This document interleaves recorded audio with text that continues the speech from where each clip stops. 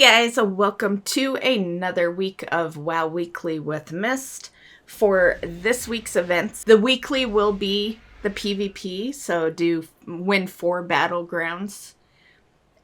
Very good one to do if you like getting your hands on some easy conquest. Also, the PvP brawl is Asheron. I've been waiting for this one. You know, people complain all the time how a certain Timewalking doesn't come around fast enough. That's how I feel with Asheron. Definitely. I think I see Asheron pop up on the calendar once or twice a year. Yeah, it is not frequent for sure. So I'm happy to have that back. I've got some stuff that I still do in Asheron. Some specific kills and stuff like that. And also, I've got an Asheron achievement video that I did, I think the last time Asheron event was. That is one of probably it can be difficult, but it's easier when the event is around. So I'm going to post that for you guys on Tuesday in case some of you guys want to go after that. And then, of course, on Sunday, Dark Moon Fair will be back. So, fairly easy week. Very easy if you're not into the PvP scene, because that's pretty much the whole week. It's all PvP stuff. As far as goals and accomplishments, the only real goal I had was the Warrior, which I didn't get to 60, but I did a lot of my infinite time reaver attempts on the Warrior while I leveled her. And so she got from 51 to 57. Here's a little clip of her right now. And yeah. As for the main video that you're seeing now, that is my hunter over on Storm Rage, and I completed the Kyrian campaign. So that was really cool. I wanted to get that done for a couple of reasons. One, you get some good leveling gear through it. And the second is that, you know, now I'm just down to 1. I have completed the Night Fae campaign, I've completed the Necrolord campaign, and I've completed now the Kyrian. So Venthyr is next, and yeah, that is my rogue, and eventually I will get to that. It's not a goal right now. I've got some other plans for my rogue, but eventually we will do the Venthyr campaign and have all 4 of them done. The rogue is like situated in her covenant and 60 and all that, but just hasn't really started on that campaign because, well, the rogue is one of my Mechagon farmers, so the rogue is usually way over there.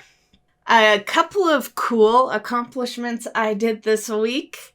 One will be a video, and I'm not sure if the other one will be because I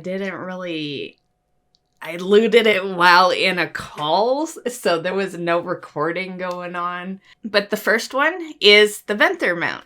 So speaking of the rogue, I had moved her away from Mechagon a couple of weeks ago, and I popped her over in Korthia over at Drippy.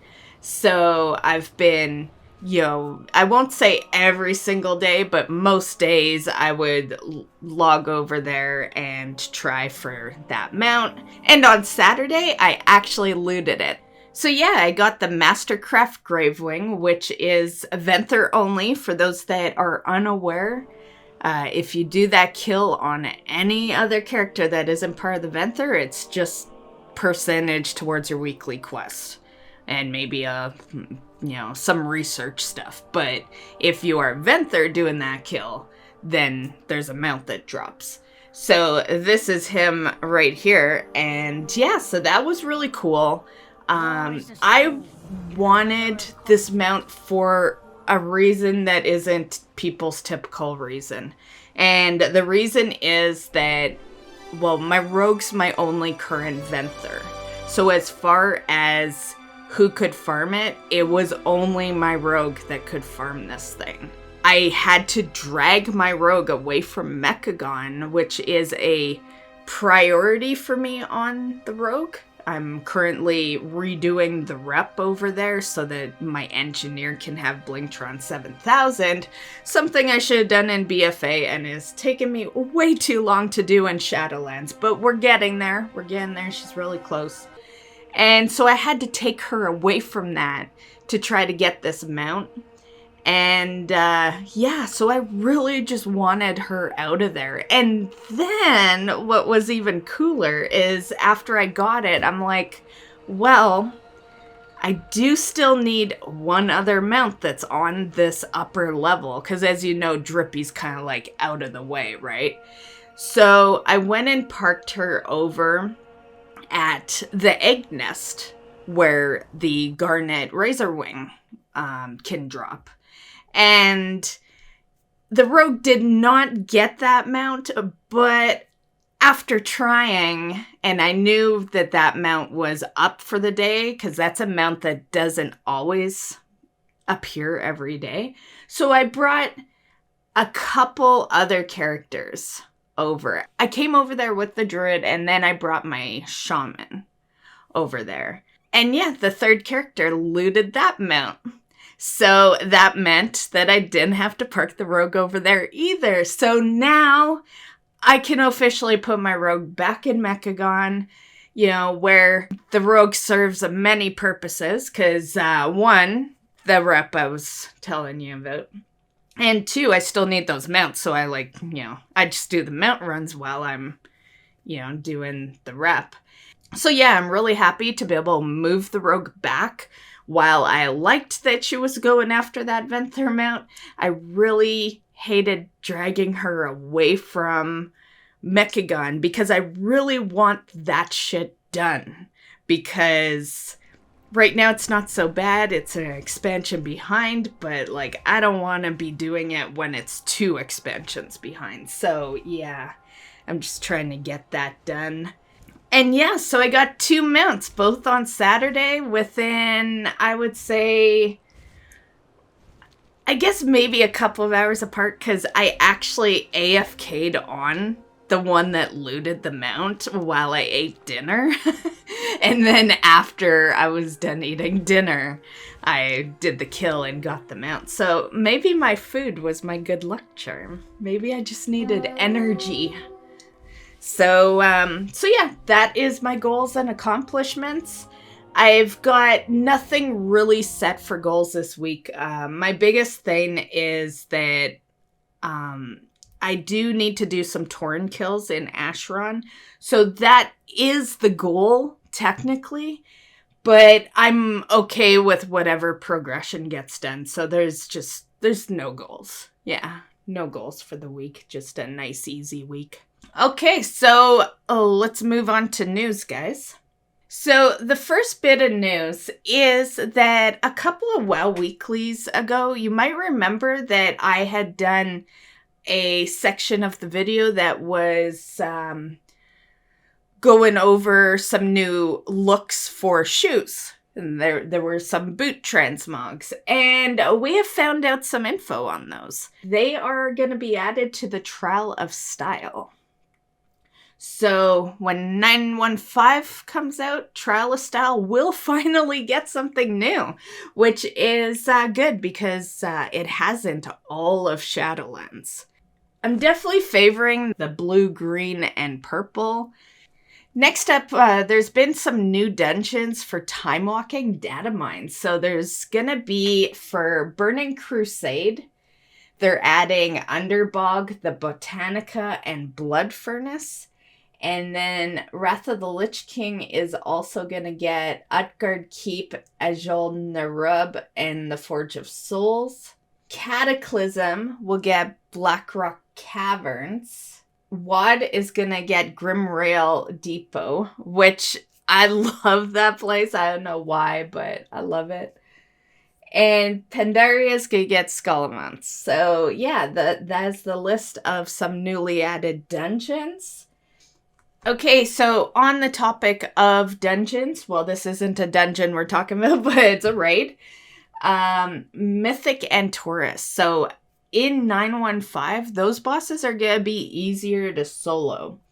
One noticeable one is Shavara. Shavara's been a tough one to solo, mainly due to Shivan Pack, which basically reduces damage taken by 99%. So when you go in solo, that damage reduction shield is completely disabled. So that is gonna make Shavara a lot easier to solo. Also, for pet classes, Iminar, the Soul Hunter, he will do like a sleep canister when you have your pet out. Basically puts you in a slumber for like 12 seconds. And then afterwards, it puts out a slumber gas. And so now when you're solo with your pets, that is not casted. So yeah, that is totally removed. One other one is that Agrimar, his knockback is much less powerful. It used to knock you back real far. Now it just knocks you back roughly 15 yards. This doesn't make him like a super easy one. It just makes him less difficult, and it is still a DPS race with him. As of the moment, not much has changed with the other bosses, but those really are the struggle ones. With those changed at least, it should definitely be a lot smoother. I personally think the biggest change that is needed is ENR. There's a lot going on in that fight, and you can't be in two places at the same time, which makes it tough to solo that fight. And and I feel like you could get past all the tough bosses if you could just be able to solo the one that requires, I would say at least two people. I have never personally soloed that one myself, ENR. So I'm not totally sure if it's possible, but I have gone in with a friend. So I have two-manned ENR. But it still was tough. It was still tough to do that with just two people. So I would say that's the number one boss that should be changed, just so people are more willing to go in. Like, I know tons of people that just don't even think about it. They just instantly go into pre-mades because there's just no way they can properly solo that encounter.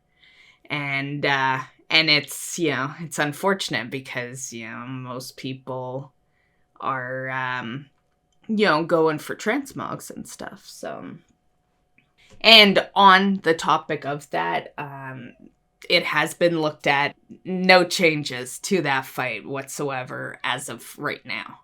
So it still works exactly the same, and it's still tough to solo. Now, kind of staying on track a bit, there will be another change in 9.1.5 where the bonus loot is going to be separated in the dungeon journal. Here is a picture to kind of show you what I'm referring to. The conduits are in its own column. On one, you can see that the mount is still up top with the gear. So assuming they didn't just forget to put it in bonus loot, what that tells you is that you either get the mount or you get gear. As you can see over on this one, the pet is in the bonus section. Honestly, the fact that the pet is in the bonus loot and you can get it with gear is not shocking. They have always been a little more lenient with pet drops in raids than mount drops. So that makes complete sense that mount would be gear or mount, and pet would be can loot no matter what. Now, keep in mind, guys, bonus loot is not the rolling of bonus loot. It's just a loot that isn't gear. Yeah, so it doesn't mean that that's a loot that you can bonus roll. It's just They're trying to make it a little better for you to look at for when you're going for a certain piece of gear. That way you're not looking through conduits and mounts and pets and, whatever else is in there. However, on the topic of bonus loot, or bonus rolling, well, I guess it doesn't matter because we don't have bonus rolls in Shadowlands. But I will say in past expansions, it would have been nice to know what you could and couldn't bonus roll. That honestly would be a great addition to this. I would love to see what you can bonus roll. The best way to do it would be a section of what you can't bonus roll, because as we all know, a raid boss is full of gear, so all of that generally is bonus rolled. And yeah, but maybe some pets and mounts aren't, A prime example is that you could bonus roll. I don't know if you still can because I've had the mount for a while, but in LFR, you could bonus roll back in Legion the mountain Antorus that dropped off the hounds. And maybe some people didn't know you could. Throughout the time I've played WoW, they've changed the rules so much. Like, sometimes you can bonus roll a mount, sometimes you can't. Sometimes what you knew you couldn't bonus roll, they put in a thing later on in the game where you can, or vice versa. So honestly, keeping that updated with stuff like that would be a cool addition to this. And honestly, I'm sure there's add-ons out there that tell you what you can and can't bonus roll. But, as someone who uses a lot of add-ons, I don't want more add-ons. I would love to just look at the journal and see it. The less add-ons, the better. I have been kind of upset at the fact that all these years you've needed add-ons to really play the game, and that's if you're a collector, more or less. So those people that say, you can play the game without add-ons, yeah, you can. I did for 6 years. But once you become a collector, you feel the need for add-ons because no one tells you where every piece of gear or mount or pet or what is. Yes, there's always Google, and websites do their best to be as informative as they can be. But let me ask you one thing. How do you Google something that you don't know exists? Right? How do you find something that you don't know is in the game?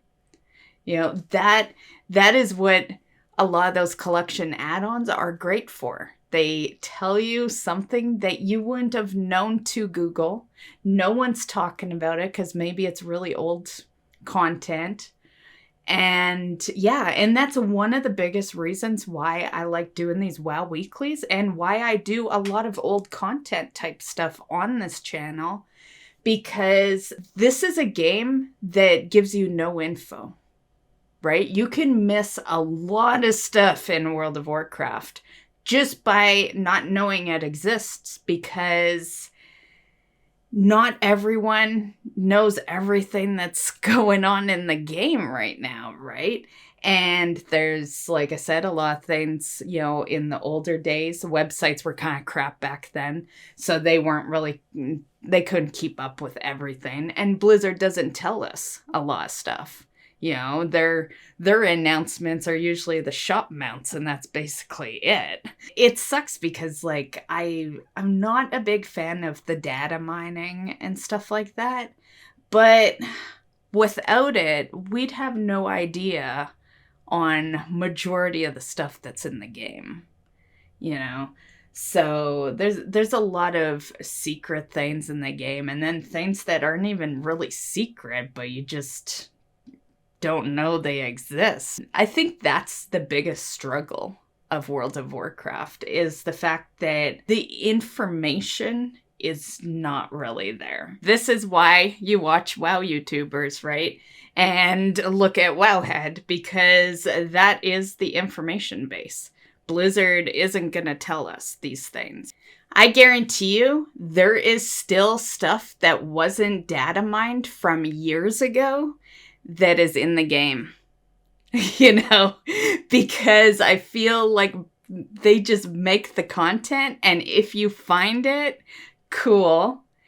And if you don't, you don't. And to be perfectly honest, not everyone that finds this stuff is part of, like, a secret finders group or, things involved with, the sites. I've found some stuff that I haven't really seen anyone else running around with. This was from, like, way back in the day. You find stuff as you discover, and how we know of it is a bunch of people in one community that shares it. But if the person that discovers it isn't in that community, then only that person knows it exists until someone else discovers that same shit, right? It's an interesting factor. Many times I would tell my friends of things I found, and I never saw videos of them. And back then, I was not a YouTuber, so I didn't make videos on them, And, it's a big world of Warcraft, and it's tough for people to know absolutely every little thing that's in this game. The next piece of news is something I actually posted earlier on the community tab because it really disappointed me. Our next topic is the Big Love Rocket. So, the Big Love Rocket got renamed in 9.1.5. Also, Twin Consorts was part of that as well. So Twin Consorts encounter which is in Throne of Thunder, for those that don't know. It is now Twin Empyreans, and the Big Love Rocket is now going to be the X45 Heartbreaker. If you don't see the change, it's because it's a 9.1.5 change. So that's when it will be applied. While X45 Heartbreaker suits the rocket, it is breaking your heart every time it takes you 1,000 more attempts to fucking get it, right? But to me, it's always going to be the Big Love Rocket, and I do actually call it worse things than that, but Big Love Rocket, is what I've always known Blizzard to identify it as, and I liked that.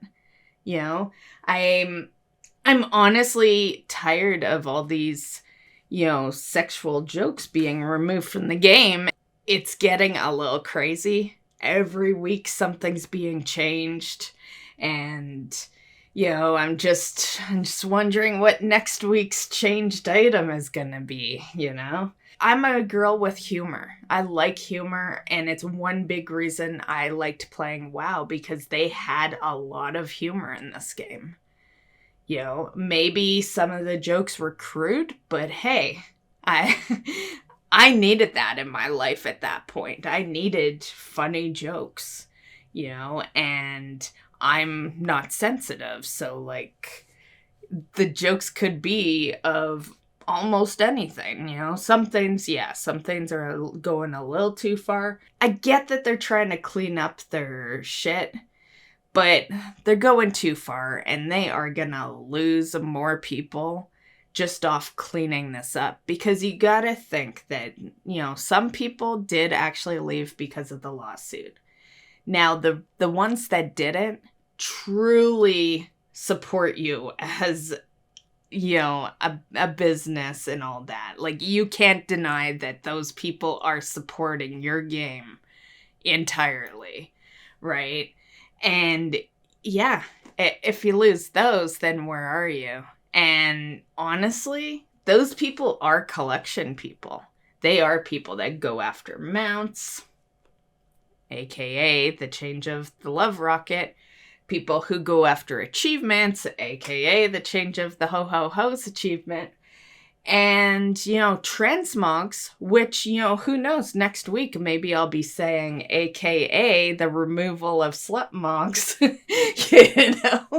So yeah, I feel like they're on dangerous ground right now. As far as the love rocket goes, it's always the love rocket for me. Like, I refuse to call it the X45 Heartbreaker. I don't care. I already have a rocket that has X something in it. I don't need another. So I am just gonna keep calling it the love rocket. I'm no stranger to not accepting change, I still call many things in my city what they used to be called, and I'm still calling the ho-ho-ho's achievement bro before hose, and yeah, I just, you can make all the changes you want, Blizzard, but yeah, does me no good, because I'm not gonna follow those fucking names, right? So, maybe, if I do a video on the love rocket or whatever, I'll be like, how to get the love rocket, and then in brackets, I'll put X45 Heartbreaker so people can see it. But, aside from that, no, they can do what they want, and I'm gonna do what I want. And what I want is to keep calling it the big love rocket. And, all those other names I call it. Which, good thing Blizzard doesn't. That one would have been banned years ago. Anyway, yeah. So, the last piece of news we have is hotfixes. So, there was a hotfix this past week. One is a rogue hotfix where people would clip through the platform on the other side when Shao Step was used. Honestly, I have not seen a rogue too much in my group, so yeah, didn't know. Yeah, rogues have been elsewhere, as far as I'm concerned in my experiences. But the big one here is the On the Offensive achievement. A lot of people were discovering that they had it when they logged in onto alts and stuff, and that's because they have changed it. So here's the achievement here. As you can see, there's 9 parts to it. That originally is what you had to do, every single part. Now, with the change, you just have to do 6 of those 9. And that's not much, honestly. If you've been doing your stuff, I've got 3 videos recently on the channel for assaults. So there's your 3 out of your 6 right there. And Sly Fox, really easy one. You just find them 3 times. So you'll need the Kyrian assault 3 times, but he's always there. And then, of course, United Front. Those are all really easy. On the Offensive is part of an achievement for breaking the chains, which rewards you Bracelet of Sala Rangor. It's just one of many parts. I'm not sure why they decided to do this fix. Personally, I guess I'm not against it, but I'm against the timing of it. If they had done this change next expansion, that would be cool. I'm okay with that. But this is new content. This was just put out. This achievement became available when we got the 9.1 patch, right? So this is something new that they're changing. Something that people have been actively farming because it's a new achievement. I just think the timing is really early. I personally don't think that stuff like that should be changed in the patch that it appears in. If it's, buggy or something, sure, you change that, you want to fix your content. But to remove 3 of the things you need out of an achievement, the whole point of that achievement was to do it all. It wasn't to half-ass this shit. You know, so I am not in agreement with this change. You know, even although it means I will have my achievement a lot faster. And I imagine this is a piss off to people who did. Just a side note, but out of this whole achievement, the Zolval's part, people were waiting for that. It finally appeared for the first time last week. And people legit were waiting for that so that they could get their achievement. Like their full-blown, you know, offensive achievement. Which sounds weird when I say it that way. On the offensive. So I imagine those people are pissed. They were waiting around for that. But yeah, so if this had been even just slightly earlier, they did it from the beginning, those people wouldn't have had to wait for that specific assault for so long to get their full-blown mount from the meta. So I imagine those people are pissed. I gotta imagine that they're sitting back wondering what the fuck they were waiting for, you know? And so realistically, no matter what, they were gonna finish off that achievement last week because this fix would have went in and they wouldn't have needed to wait for Zolval. You guys will have to let me know what you guys think of this change. And that is actually it for today's video. So I hope you enjoyed. Hope you have a great week in WoW. If you're, you know, needing a break, this is the week to take a break. Not a whole lot is going on this week in WoW. So if you were looking for that, you know, small little break to come back refreshed, yeah, good week to do it. If you like Dark Moon, that shit technically is going to be next week. I do tend to mention Dark Moon a little early because it technically fits. When I do these WoW weeklies, I'm doing Monday to Sunday. And since Dark Moon always starts on a Sunday, you always see it in the week before it's actually running all week. So yeah, if you chose to skip this week, you'd only miss one day of Dark Moon. So yeah, and also this week New World is releasing, so might be a great time to take a break. Go try out a new game for a week. Have a good one, guys, and we will see you in the next video. Bye.